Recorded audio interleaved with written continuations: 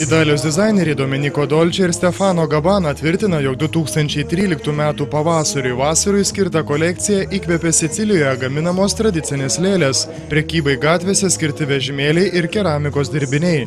Siciliją ant podiumo žiūrovai ir mados vertintojai galėjo išvysti sekmadienį Milane, kur vyksta mados savaitės renginiai.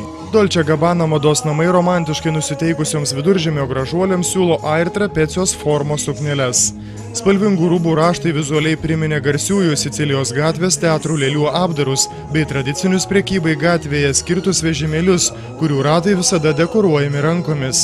Dirižuotos medžiagos atkartojo paplūdimiuose gražuolių galvas nuo saulės augančių skėčių motyvus ir kėlė įkaitusio smėlio asociacijas.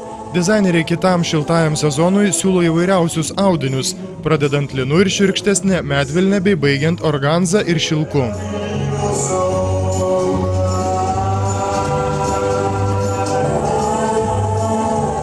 Kai kurios manekenės ant podiumo pasirodė segėdamos seksualius korsetus, primenančius tradicinės Sicilijos pintines. Ant viršaus jos vilkėjo juodų nėrinių sukneles.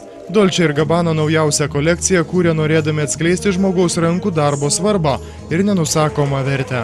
Temą atspindėjo ir mados kūrėjų parinkta avalynė bei didžiuliai kabantys lėlių formos auskarai. Kolekcijos kulminacija tapo spalvingi maudymosi kostiumėliai, priminė, jog vasaros galima pradėti laukti jau dabar.